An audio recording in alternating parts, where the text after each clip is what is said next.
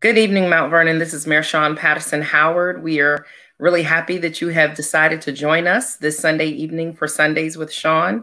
Tonight, we have a very good show as we will be talking about something that we've been discussing in and around the community a lot lately, and that's the difference between gentrification and urban revitalization.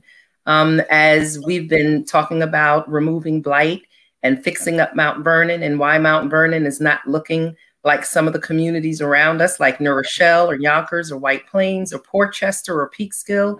And why is Mount Vernon not doing anything to improve our city, and our neighborhoods are not being upgraded?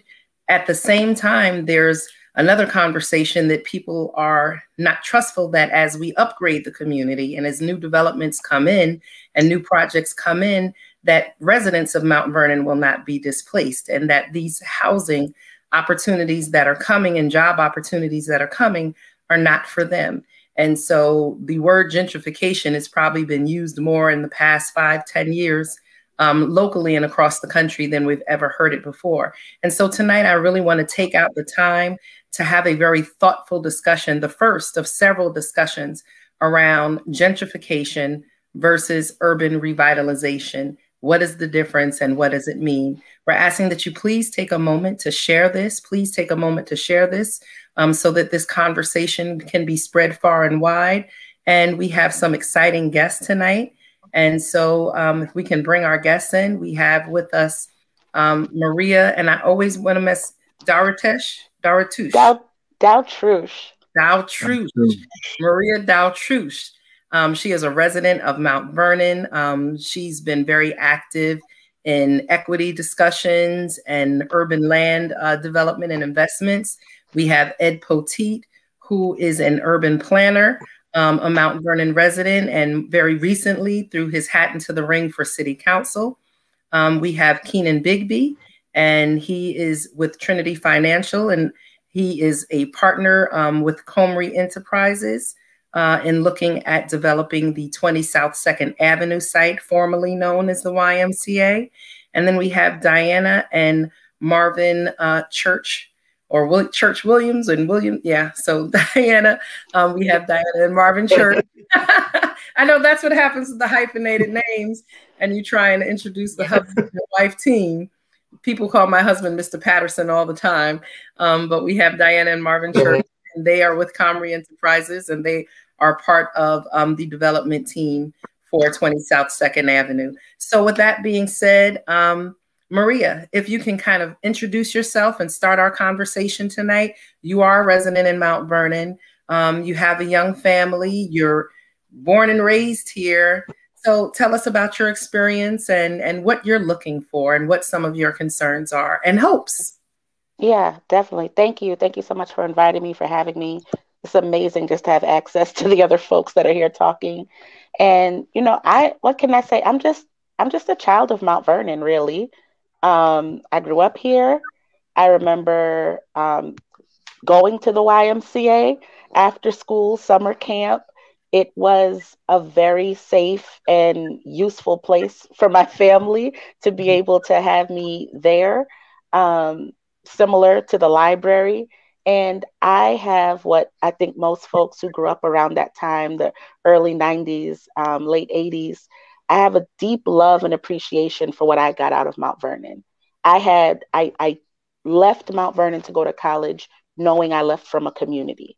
I left from a deep, rich, culturally enhanced community. And I felt like I had to do Mount Vernon proud when I went out into the world. And I hope that's what I've been doing. When I came back after, actually during graduate school, a former mayor brought some folks to a table, and I joined up to help with the cultural transition team, looking at arts and culture. That's what I have my master's degree in, arts and cultural management from Pratt. And I remember later on in my career having the opportunity to hear who is now the president of the Ford Foundation, Darren Walker, talking about development in Black communities. And he posed this question. He said, what does it mean when our community members are afraid of development coming to their communities? What does it mean about what developers have been doing? And what does it mean about how Black communities have been treated in our country and where they are? And I've just been following that thread since I heard it 6 years ago.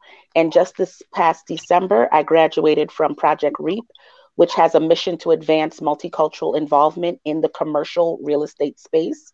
So I went through an intensive process to get certified with the Urban Land Institute through that program.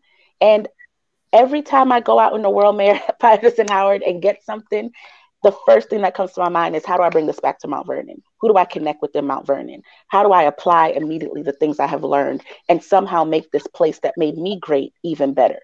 And what I remember is the years, and this might be a sore spot for some folks, the years when I would get off the hutch and see the site that is Memorial Field and just be like, I used to run there with my family. I used to play sports there. I've been to Mount Vernon High School graduations there. What is going on? Year after year after year. And it started to take like a mental toll on me. What is happening to my hometown? What's happening to my city? When are we going to take on the task of planning for our future? And that's really what I have now in my late 30s, countdown to 40, with my daughter and my husband that I've brought with me back here to Mount Vernon. What's our future here? What are the plans? I see more and more boarded up buildings as far as retail, boarded up stores. I see more and more houses, even like down the block from my parents' home, on Tecumseh Avenue, South Side. A house will burn down and just be burnt out for years. Some of that's on the homeowner, but some of that has to be with enforcement of codes as well. And so when it comes to how I can figure it out, the overlap of zoning, housing codes enforcement, but really it's about planning. It's about what is the unpoliticized, community-centered plan for the built environment that is our city. What is our plan for green space? What is our infrastructure? What is our transportation plan? And above everything, does this plan center the people in Mount Vernon today, their hopes and dreams, and then also plan for growth in the city? Because we haven't had, and people talk about this, we haven't had a comprehensive plan since 1968. And you know what happened in 1968? We got the Fair Housing Act in federal government. So the country has changed a lot. The country has changed a lot, and so has Mount Vernon. Mount Vernon today, for all intents and purposes, is a very diverse city, but a majority Black city. And so I think there's also a racial layer to how we view development and how developers view us. There are folks that see Mount Vernon as a profit maker and don't see it as a place where people are living their whole lives. And so my hope, and what I'm on here just to say about being a person who's not connected with any particular organization or political leaning, is I just live here and I want to keep living here. And I really hope that the plans come together, the political will is aligned, and the people are centered so that folks who want to be here do not live with the threat of displacement every day. Do not live feeling like they're going to let it blight out, they're going to let it burn down, and the minute it gets to rock bottom, a whole other crop of people will come in and they'll build it up for them. When I first left grad school, I went to Pratt. I was living in Brooklyn. So I've seen it happen to Bed-Stuy. And we've seen next door the attempts for that to happen in the South Bronx. And I'm just hoping, being a diverse, not only racially, but also economically, being a small, dense, diverse city, that Mount Vernon gets it right in an equitable way so that we can even be a model nationally. I think that's where we are. And that's what I'm hoping to continue talking about. I'm hoping to open these conversations up in community spaces so that folks can start to trust the process that will center them and can heal from the damages that have been done over the years for being left underinvested in and unheard in many senses of the word. Thank you so much, Maria. I just have always really appreciated your thoughtfulness. And like I said, I called you one morning out of the blue and we were talking and I said, Maria, look, I'm really ready to get this whole comprehensive plan going. That's something that I ran on. And unfortunately, a year ago, COVID hit, and that just really took us in a different rate, in a different direction. Malcolm, if you could load up the MICD slide for a moment. And then what happened is in the fall, I was chosen for a project called the Mayor's Institute for City Design, Just City Fellowship. And this is the inaugural class, and I am one of 7 mayors that was chosen across the country to work with Harvard University and Bloomberg Philanthropies to really talk about comprehensive planning, the design of a city, the built environment, and how we need to look at this through an equitable lens. And it really did impact my thought process. It caused me to step back for a minute instead of just racing to put together a comprehensive planning team just to kind of go through this. We graduated in December, and this month we will be starting with our alumni group. We have several leaders from across the country through Harvard and through Bloomberg Philanthropies that will be working with us. And it is with this understanding and through this lens now as a leader that I really want to start having this conversation and putting our comprehensive planning team together. And so, as I had stated to you before, as a resident, I would really, really like you to be part of that comprehensive planning team. I think it is important for us to have a diverse group of leaders at the table who have an understanding about advocating, making sure that what we do is not about divestment, but investment and turning blight into bright futures for everyone in our community. We have a very rich legacy here in Mount Vernon. We have incredible assets here in Mount Vernon, whether it's our neighborhoods, our people, our diversity, our transportation system. And now we want to make sure that we are developing a plan that is equitable and is inclusive and is very intentional and meticulous in how we go about revitalizing our community and making sure that we have a seat at the table for all. And so with that said, I really kind of want to transition and bring this conversation over to Mr. Ed Poteet, who is also a resident here in Mount Vernon, whose background and profession is urban development. He is a developer, and I know people have made development a dirty word, but it's not. There are some, like anything else, you have good lawyers and bad lawyers. You have good developers, you have bad developers. You have good police, bad police. You have good elected officials, bad elected officials. And so I think we have to be very careful about just making general statements about any profession. We need developers. Mount Vernon was one of the first planned out communities in the country. When John Stevens came to Mount Vernon, it was all about a plan and how they cut up the parcels. And, you know, we did that plan way back then. We did a plan in 1968. And now here we are in 2021. It is time for us to update and transform our plan to ensure that it is inclusive. So with that being said, Mr. Poteet, can you introduce yourself to us, talk to us about your background in urban planning, your passion around affordable and mixed-use housing, and your desire to see a comprehensive plan in Mount Vernon as a professional and as a resident. Of course, Mayor, thank you. Thank you for giving me the opportunity to be on here tonight. Maria, it's good to hear from you and some of the thoughtfulness in your comments. I've had an interesting week. I am running for city council. And I'm doing that because I really believe in my heart that Mount Vernon is the jewel of Westchester. And I keep saying that. You know, the number of strengths and assets we have here is unbelievable. Between transportation, between our housing stock, and really with our diversity. We have wonderful people from, 98 countries here? Wonderful diversity here. But we're not seen for the strengths that we have. And if you walk around parts of Mount Vernon, you wouldn't see it. And so really the question is, how do we come up with a comprehensive plan? How do we have developments in the city that honors the legacy of Mount Vernon? Recently this week, there were a few folk that said that I was pro-gentrification.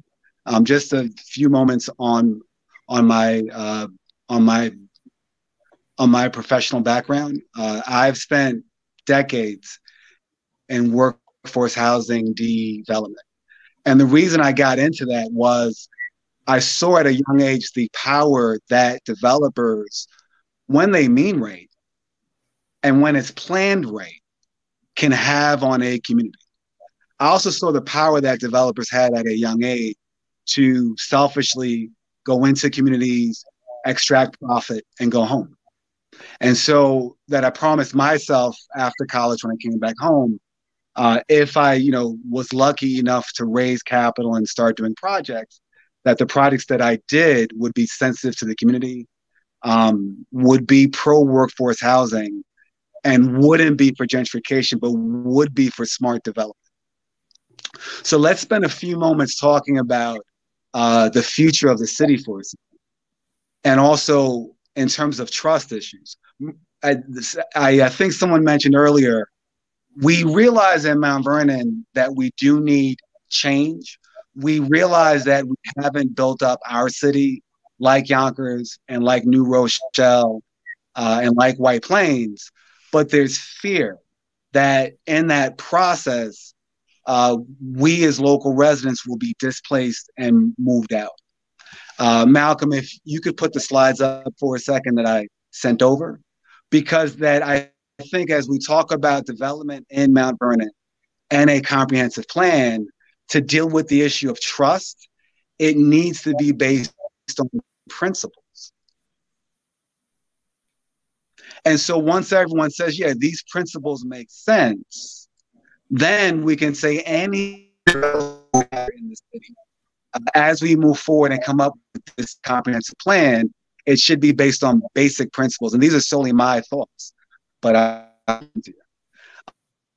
first, any development that happens, as we move forward with the comprehensive plan, we have to make sure that it's of benefits to us local residents. And that specifically means that it can't be any displacement of local residents, none. Luckily here in Mount Vernon, we have enough vacant land and underutilized properties that should be relatively easy. Secondly, any development which happens has to be a net positive from a tax point of view with the city, so that any development has to generate taxes, not take away taxes from the city. Now, this one's important because ultimately here in Mount Vernon, we have a revenue problem. As people talk about lack of youth services, police being underfunded, fire being underfunded, there was recently a protest by DPW workers for not, being paid properly. All of these issues come back to a lack of revenue here in the city. And so how do we generate revenue? Sure, we can tax homeowners, but homeowners are overly taxed as it is. Maria, that you mentioned earlier, what's our get for those tax dollars? Well, the get would be worse if we were taxed even more. So to generate more tax revenue for the city, that has to come from new development. So those products, when they come, again, have to be a net positive from a tax point of view with the city. Thirdly, economic development. Developers, when they're working on their project, are in a fairly powerful position to create jobs and also help other local businesses. So we have to make sure that there's a real focus as developers come, that they're incentivized to work with local businesses and hire locally. There's no reason for that not to happen. We have great small businesses here in Mount Vernon, printers, marketers, digital folk. They should be working on these developments as they come, and not businesses and folk from the outside. And my last principle, that I said 3 because 3 is a cute number, but it's 3 plus 1. Any new development that happens, as we look at the comprehensive plan, it should be environmentally sustainable. So the comp plan won't only be about new development, but it's also where do you place green space in the city? and that it's also where do you zone for larger developments, and where then do you zone so that homeowners can live in peace and not worry about a large tower sitting next to them. So, Mayor, thank you for this opportunity. Again, I fully believe that Mount Vernon is the jewel of Westchester. And if we get this right, we will show everyone in the county we are who we are, which is the best city in all of Westchester. Thank you, Mayor. Absolutely. Thank you so much. And I want you to kind of hang out and not go away. Sure. So I've looked at some of the comments, and some of the comments, I believe Mayor Davis said that Mayor Young did a comprehensive plan when he was mayor. He absolutely did. He put together a great comprehensive planning team, and a comprehensive plan was drafted, but it was never adopted by the subsequent mayors.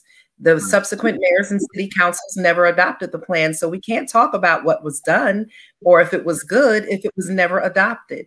And so we absolutely have that plan. We will definitely use it as a baseline as we go forward, because there were some good studies. And so we're not looking, one of the problems with Memorial Field is Mayor Young had started it. Mayor Davis came in and started it over. Mayor Thomas came in and started it over. Andre Wallace came in and started it over. And we had more ribbon cuttings and more groundbreakings than anyone could ever think about. And so we're not looking to come and start from scratch. We want to use what was created back in 2010, 2011, and use it as a baseline. But that is already 10 years old. And every community, I believe we have some charter revisions that we just said the comprehensive plan should be looked at every 10 years. And so we are in that 10-year window that even the comprehensive plan that was started, never completed, never adopted, still now needs to be updated, because things are different. We have some new challenges or some emerging challenges, as well as emerging opportunities. So now, Mr. Poteet, you are a developer. Yes, Mayor. And you're running for city council. And there are people that are saying, yes, how can a developer run for city council? And why would you be an asset to the city council? What I do know about the city council is very involved in land use and zoning and things of that nature, and the comprehensive plan. So why would a urban planner be someone that is appropriate to sit on city council, A? And two, do you plan, if you are elected to city council, on taking advantage of your position to create development opportunities for yourself? Sure. So no, Mayor, thank you. So I am a developer in New York City and the 5 boroughs, and I also work in Jersey. My only interest is to bring those best practices to Mount Vernon. Someone mentioned earlier that we're a Black city, and we are, and I take a lot of pride in it. And right now, again, versus being seen as the jewel of Westchester, that we aren't seen as that. And we're the Black city in Westchester. So, as a Black man, I have certain pride in the fact that we are a Black city, and I want us to shine.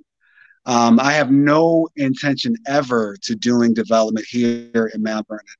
I do want to make sure, though, that development is done right. Again, we have a revenue problem in the city. Everyone sees it. And so we can't wish it away.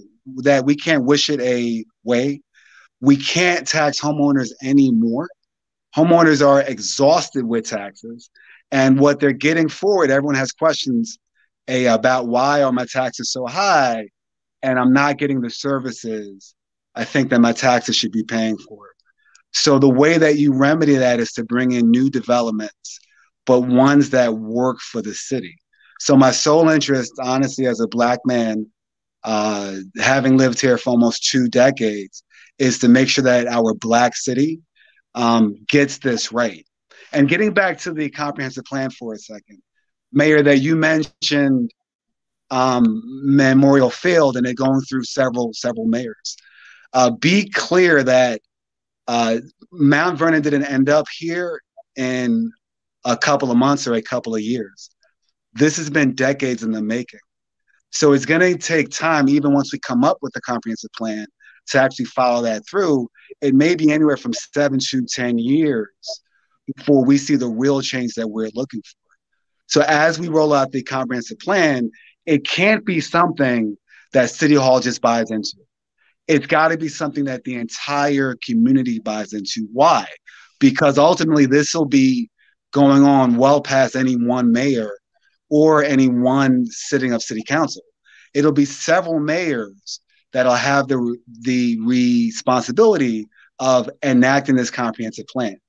It'll be up to the community as a whole to make sure that they've bought into it and that they make sure that anyone who sits in City Hall follows. And the comprehensive plan is one, technically it being correct, but two, massive outreach to every corner of this community to make sure that everyone knows it and everyone buys into it. So really those are I'm looking to run for city council and be a city councilman, because given my experience both with development and urban planning, I think that I can help to make sure that our comprehensive plan is done correctly. So I think there was a question saying, so is your position that you're running for to help highlight this to other developers and to be a liaison? Or are you looking to make sure that developers that come to Mount Vernon aren't trying to take advantage of our community? It's a combination, I would think. Yeah, but more of the latter, right? So what's happened is developers come in, they cut a sweetheart deal with somebody, and they put their project somewhere, right? If you have the comprehensive plan, there's no need for a sweetheart deal to be cut, because we as a city will say we want certain things placed in these areas.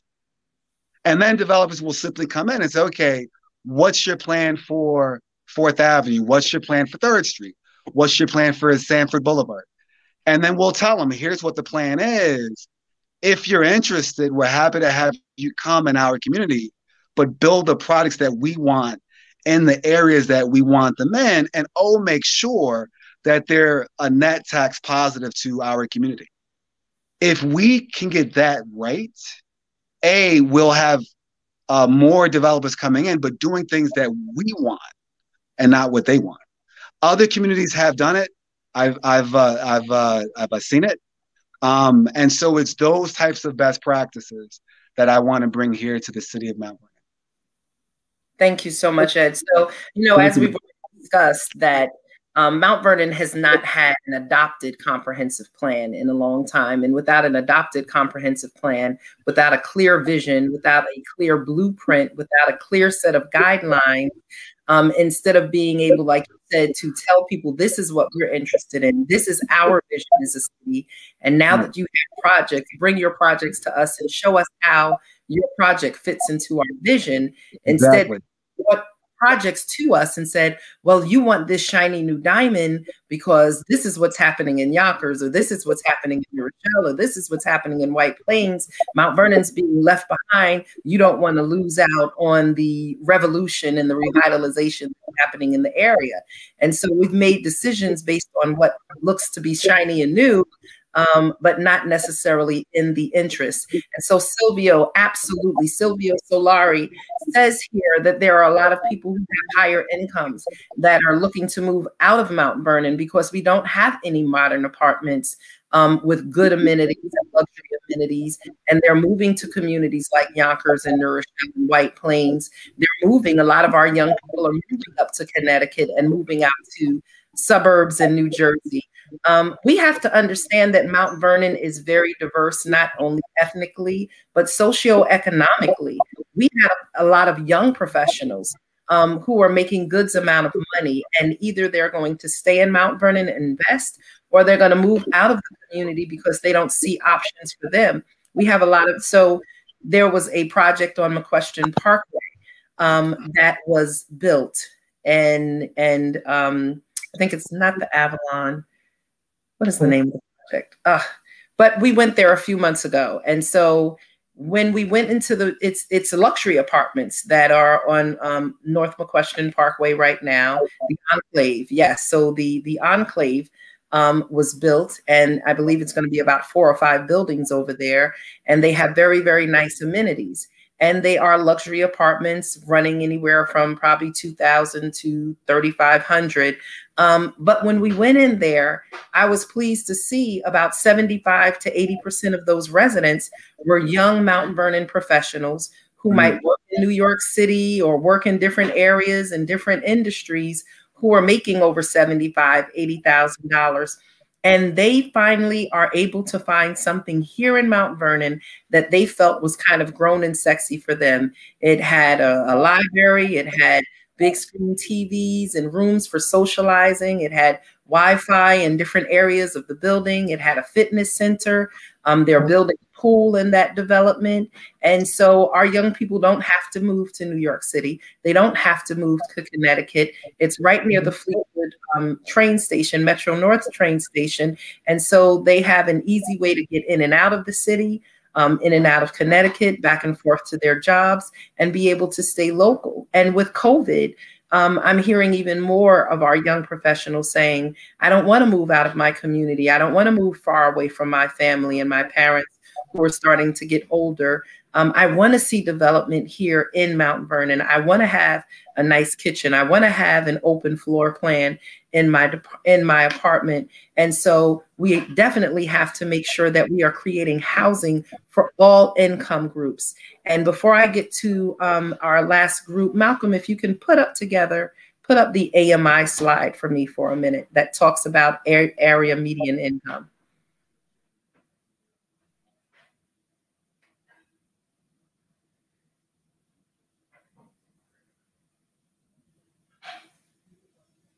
One second. Okay.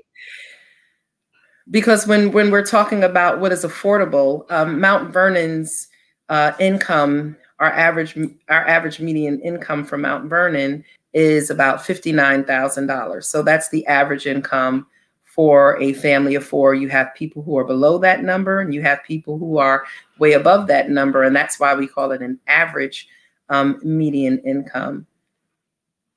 And we have different projects that are scheduled to happen in Mount Vernon that are mixed use projects that go anywhere from 40 to 60 to 80 to 100 to 110% of the average median income. And so here, it would be the other slide, Malcolm, because it talks about what the incomes are.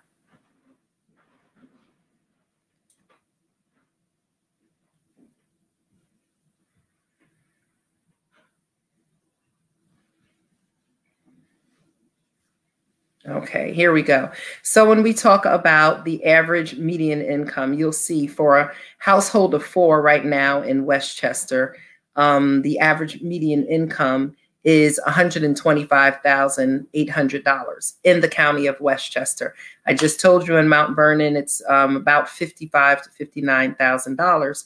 So what we are looking at when we're talking about housing, and you're hearing 40% or 50% or 60% AMI, when you're talking about 30% average median income, that's for a family whose income is maximum income is $37,750, 50% AMI, $62,900.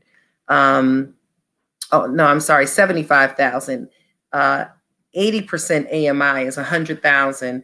And if we're talking about luxury housing, that's at that 125 and 151,000 maximum income guidelines a year. And so we have projects that will go from, we'll have a range of 40%, 60%, 80%, 100, 110% AMI, all in the same building, all in one building, where people of different incomes can live in the same building, enjoy the different amenities, and people can experience economic mobility. No one is building housing anymore like we have, like the projects where everyone who lives there, their average median income is about $30,000. We believe that mixed income housing makes for a better community, where people who are of different income brackets can live not only in the same neighborhood, but in the same building. It just makes it safer. It provides more cohesion and less segregation within a community. And so with that being said, I want to segue to our other guest that we have here on the show tonight, Comrie Enterprises, and Trinity Financial. And we have Diana and Marvin Church, and we have Keenan Bigby. So you can start where you want to start. I'm not sure if Diana and Marvin want to go first or Keenan wants to go to talk about one of the mixed income and mixed use projects that they are looking to bring to the city of Mount Vernon. So I will give. I'm definitely going to defer to Diana and Marvin representing Mount Vernon for sure. Okay, so my name is Diana Williams, and this is Marvin Church, my partner and husband, and we are Mount Vernon residents. And like you, Maria, I came to Mount Vernon actually in my early 30s when I just left professional school. And I chose Mount Vernon because I thought it was close to New York City. And I appreciated the fact that we had a city with Black people and culture here. And I was very excited to come to Mount Vernon. And I've been here for the last 30 odd years with no regrets. I love the city and I'm glad to call it my home.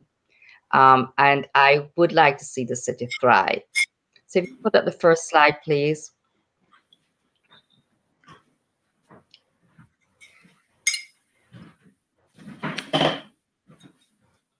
Yes, so Marvin and I, we are really community people. We have jobs that have had jobs and careers in areas where we really advocate for the community, advocate for all the residents in the community. And so we are going to do the work on the building that was the former YMCA in Mount Vernon and bring a new type of facility for the city. And these are the members of the development team. You'll notice that everyone here is a person of color. And so we have a vested interest in the Mount Vernon community, and we want to see that this is just not a building, but this is an investment in a community. Next slide, please.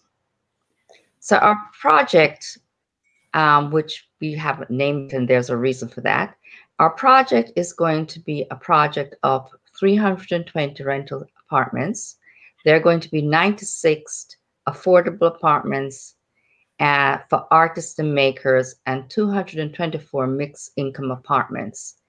We're going to have generous community spaces, and we're going to have amenities that you would find in the luxury apartment buildings. Now, as the mayor suggested, we are going to have this building will be integrated so that whatever amenities we offer the highest income people, the people who are not in the high income will be able to enjoy those amenities. We're going to have a very 21st century building in terms of its environmental and energy needs, and we're going to make sure the building is wired with broadband. I'm not techie, so I don't know if I'm saying it right. And we're going to have a lot of community spaces because it is our belief that you can build the finest building in the world. But if you're not doing something to take care of our children, to make sure that they're getting the right exposure, that they are not getting the academic support that they need, it will all come to naught eventually. Next slide, please. So these are some ideas about what the building would look like. We are planning a courtyard, and this is an idea of what the courtyard will look like. And we are also planning a roof garden. As we haven't finished all the architectural designs, but once we do, we'll make it available for the community to see. Next slide, please.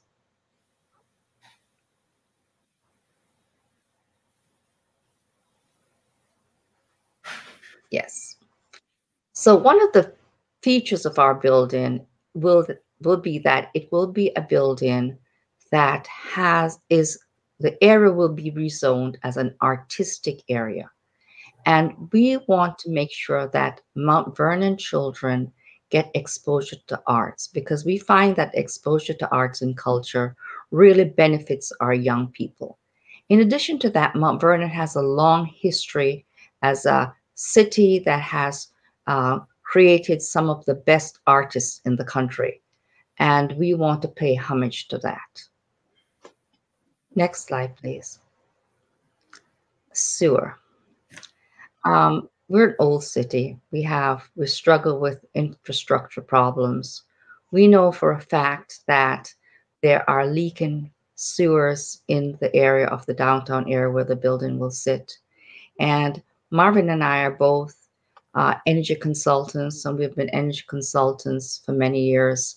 And we have relationships for infrastructure solutions, for broken sewer, that we are 21st century solutions. So typically, one of the solutions is that we can turn sewer into energy.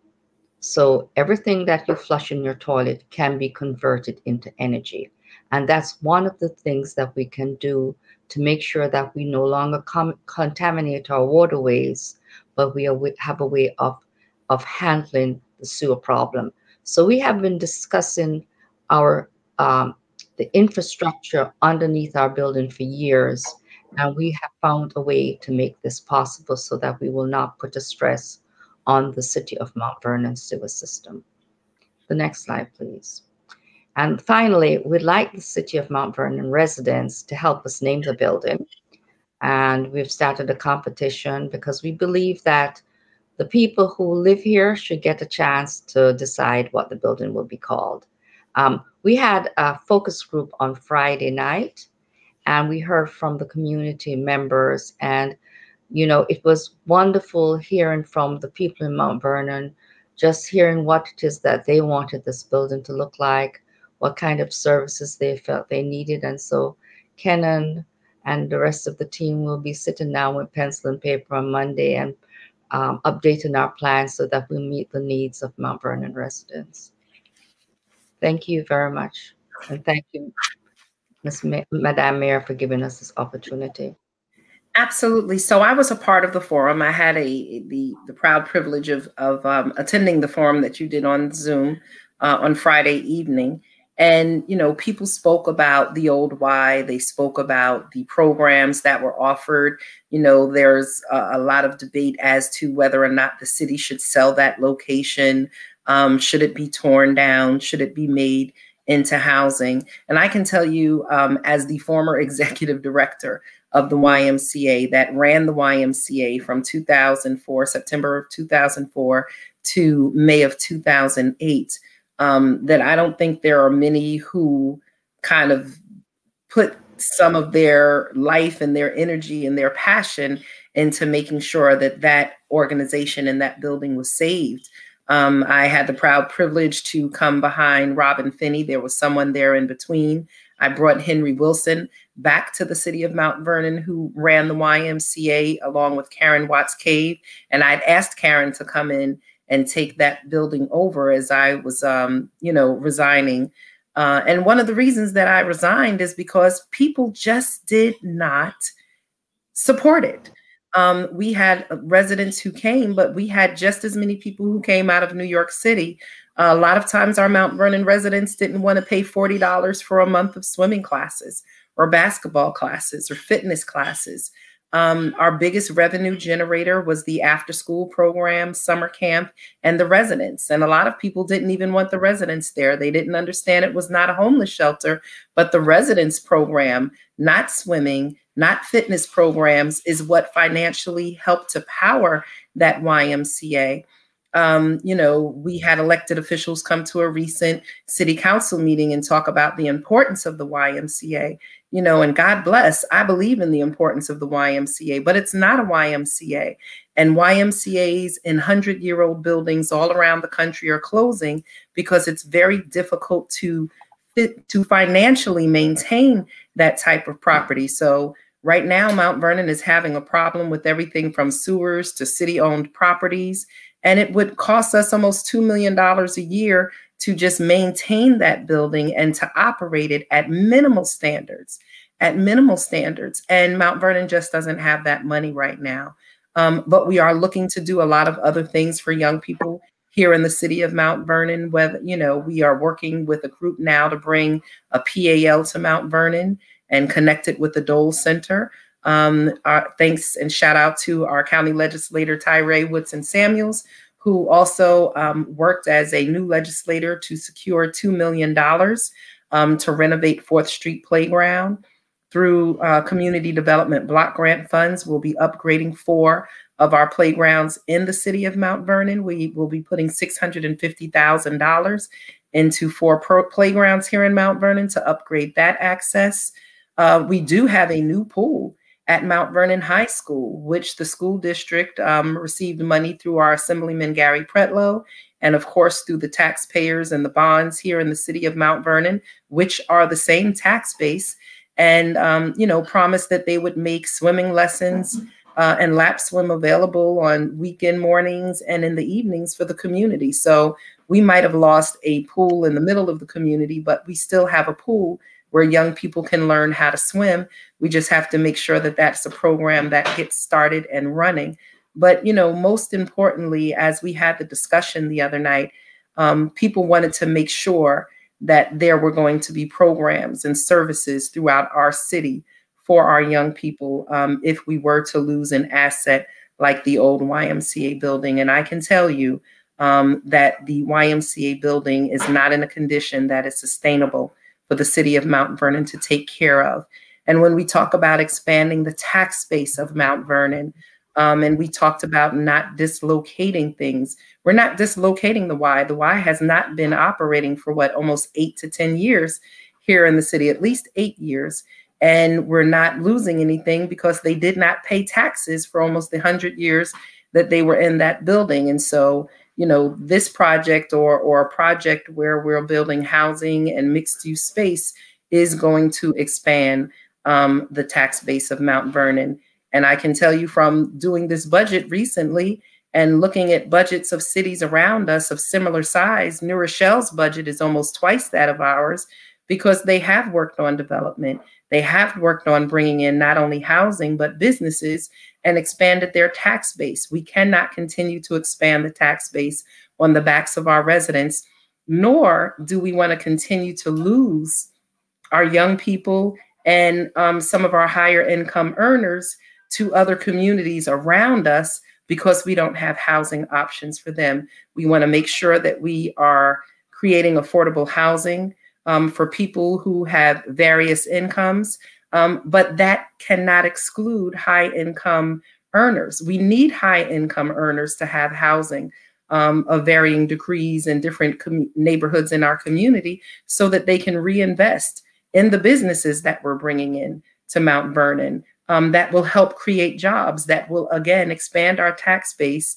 help to maintain and improve and stabilize city services and investments in things like our sewers, and allow us to be able to raise salaries for our municipal workers, like our police officers that we're losing to surrounding communities because they pay more. So this is all about economic development. It's about urban revitalization. So if we could just go back, and Malcolm, if you could pull out, because I want to make sure we have a whole picture of everyone. If we can just go back again, because we talked about displacement. What we have seen in Mount Vernon for a long time is divestment in certain areas and neighborhoods. And when I talk about divestment, it means we haven't invested. We've actually taken services out of these neighborhoods. We haven't invested in these neighborhoods. And we're seeing the increasing blight in these neighborhoods. And these are some of the neighborhoods that we want to specifically target for investment so that we have one Mount Vernon. Whether we want to call it a Black city or a majority minority community, we cannot continue to allow the train tracks to be the dividing line between Mount Vernon, or Lincoln Avenue to be the dividing line in Mount Vernon. We have 2 separate and unequal communities here in Mount Vernon, and there's so many arguments as to the South Side, the North Side, or Fleetwood, or is Fleetwood even a part of Mount Vernon? We have to make sure that we're investing throughout our community and that we're taking advantage of the assets that we have throughout Mount Vernon so that we have one Mount Vernon, not the South Side, not the North Side, not Fleetwood, not East Mount Vernon and West Mount Vernon. We are too small of a community. We are 4 square miles. It's not like we have a highway like you do in Yonkers dividing. Yonkers is 20 square miles. We are 4 square miles. And if we don't invest in all of our neighborhoods, if we don't invest on South 2nd Avenue, just like we're investing, you know, on Primrose, if we're not upgrading and taking care of our community and cleaning our streets in Kingsbridge Gardens the same way that we're doing over on Terrace Avenue, the entire community will suffer. Yes, your houses might be, you know, might sell for more in certain neighborhoods, but the services that you receive will continue to decline if we're not investing equally and, more importantly, equitably in our entire community. Would anyone like to speak to that? Sure. I would love to speak on that topic. It's there's this misnomer that city governments have an unlimited budget, right? And so that the argument or beef that folk have is, I wish City Hall would do more, and why don't they do more? Why do they cut services? One thing I would love for everyone on this call to get is that cities don't have an unlimited budget. It's very similar to if you're managing the finances in your house, right? And all of a sudden someone loses their job. Well, if you had 2 cars and two TV sets and cable, and you have to start cutting back. And at some point you start cutting back so much that you say that we can't even pay for the heat anymore, and our house is no longer comfortable. That in some ways is what's happening here in Mount Vernon. All of these issues, again, are revenue issues. So if we don't do a good job of increasing revenues, all these issues about young professionals moving out, lack of youth services being here, police not being paid properly, all that are their symptoms to the bigger problem of lack of revenue. A few more comments. One is, I think the Library Square project is a very good example of smart development, right? It's not displacing anyone. It's adding revenue to the city tax coffers. It's environmentally sustainable. But there's fear around that project, and that there's always fear around change. And so it's really crucial that we come up with principles and say, whether you believe in luxury development, affordable development, commercial development, what are the 3, 4, 5 guiding principles that we'll make sure as a city that we never violate? Never. Once we're on the same page with that, then the fear will start to go away, at least that I hope, because people will say, okay, at least these new developments coming in are guided by these principles and not just by greedy developers doing what they want to do. So kudos to Marvin and Diana for your project. And Mayor, thank you for carrying that flag about getting more development here in the city to then take care of the revenue issues that we have here in the city. Absolutely. I know there's been a question with people. Yes, we have an overburdened and an ancient sewer system, and people are saying, well, what's going to happen when you add more people to it? So one of the things that we're really going to have to look at here in the city of Mount Vernon, which we have already started looking at with my administration and our regional partners, is a sewer tax. Yonkers has a sewer tax. New Rochelle has a sewer tax. I believe White Plains has a sewer tax. And the sewer tax is not necessarily going to be cost prohibitive, but it will allow us to have a very reasonable tax that is going to allow us to raise the revenue that is necessary. And everyone hates the word tax, but at the same time, I think those people who have, you know, raw sewage backing up into their house would say, I can deal with $100 or $150 a year to make sure that our sewers are not only fixed, but they're maintained properly. And that's just the number that we're looking at. We're not looking at anything prohibitive. You know, that's a number that I'm throwing out. But in order for us to have these services until we grow out our economy, we're going to have to take a moment to look at different options to help us solve. We are applying for grants and we're doing a lot of these things. But at the same time, we have to grow out our economy here in the city of Mount Vernon, and we have to do it responsibly. And also there, you know, when you're dealing with developers, you ask them to invest in a community benefit project, just like you do in other communities. And one of the community benefits that we can set here from Mount Vernon are our sewers and the restoration and, you know, revamping of our sewer system. So there are ways to address it. But the way that we can address it is just not to do anything. That's what we've done in Mount Vernon for far too long. We've done nothing. And so that's where we are, is because we've refused to do anything. And so, Keenan, I really want to kind of close out this segment with you. We have about 4 minutes left to go. Sure. And so if you could just share with us some of your thoughts. Absolutely. I'm happy to be here. Thank you for inviting me to this conversation. I've just been listening to the panelists talk, reading the comments as they come in, and a few thoughts come to mind. One, no single development is going to provide solutions to all of the challenges that were listed, but a good development partner working within the context of a thoughtful plan can take great strides in starting to address the concerns, the needs of the community.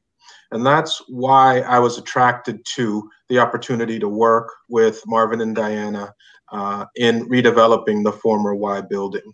I think there is an opportunity there to take a building that has been out of service, that is currently negatively impacting that area, put it back onto the tax roll, create housing for residents across income strata, and also bring services to the community, youth services, arts-focused services, really work with the community to identify what is needed here. You've also talked about infrastructure. Development and thoughtful development can be part of those infrastructure upgrades in other communities that I've worked, including communities not too far from Mount Vernon. For example, White Plains, a development of scale is able to leverage resources from Westchester County to invest in infrastructure, is able to leverage resources from the state of New York to invest in infrastructure and to invest in housing. And that's the type of thing that I want to bring to the table as part of my participation in the redevelopment of Second Ave. The last thing I would say is that Trinity Financial, as a development partner, is also becomes a member of that community. And so these investments in comprehensive planning, in shoring up the tax base and making sure that services can be equitably offered to all residents are crucial to inviting developers like Trinity Financial into Mount Vernon, because we're not going to be the developer that builds a building, sells it, strips out our profit, and leaves town.